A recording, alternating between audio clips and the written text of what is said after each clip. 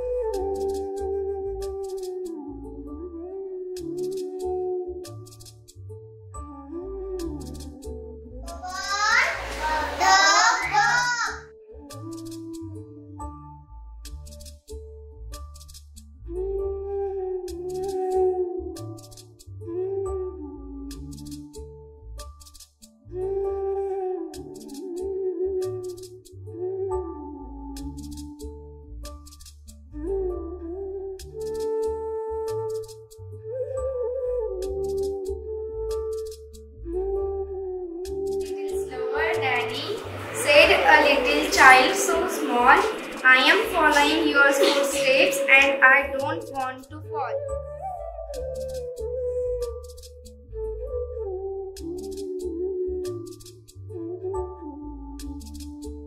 माझ्याकडे आता हे जस्त आहे, हे मी जस्त काय करते याच्यात टाकते. ठीक आहे, आता यावर आपण पाणी टाकल्यावर कोणती अभिक्रिया होते ते बघा.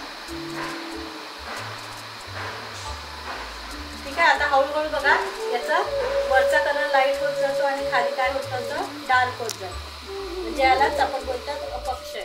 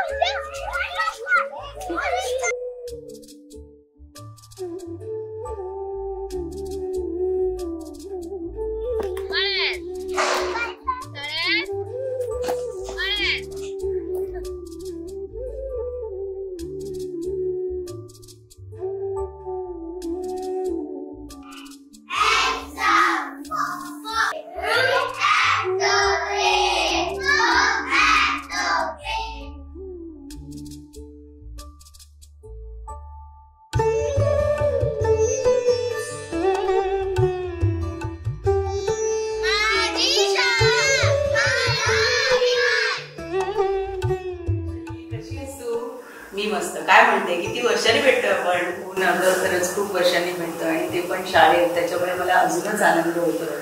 तुला आठवते का, इथेच बेंचवर बसून आपण किती दंगा केलाय या सगळ्या बेंचवर बसून? खरंच खूप दंगा पण केलाय आणि या शाळेने आपल्याला घडवलं सुद्धा आहे. आणि आज ज्या पदावरती आहोत आणि आपल्या आयुष्यात जे काही उत्कृष्ट आपण करतोय त्याचं श्रेय फक्त आणि फक्त या शाळेला आणि त्यातल्या शिक्षकांना जातं.